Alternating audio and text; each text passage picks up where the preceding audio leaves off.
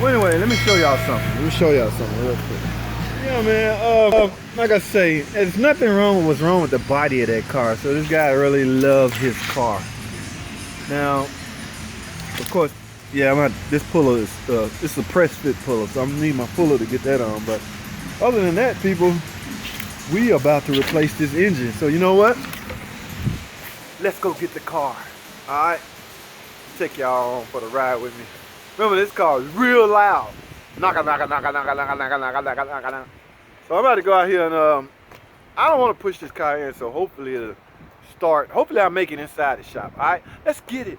All right, so, and ladies and gentlemen, here it is. See, like I say, it's a beautiful body.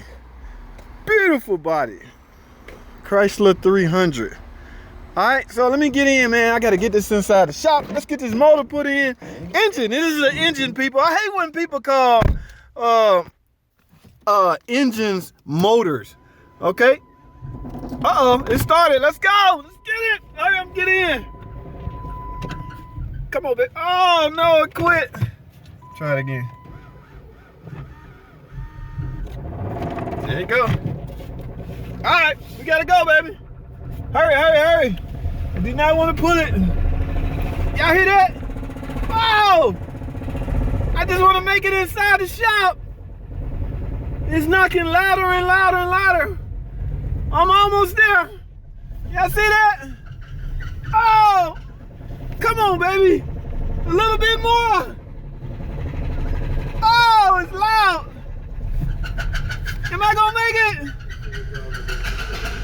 Uh-oh. Well, it just died. But, as you can see, I made it inside the shop. So I would need push help from this point on. All right, ladies and gentlemen, get this engine pulled in. First, I gotta get pushed the rest of the way. All right, whatever. All right, I'll talk to y'all later, man. Thanks for watching. Comment, subscribe. I'll see y'all in the next video.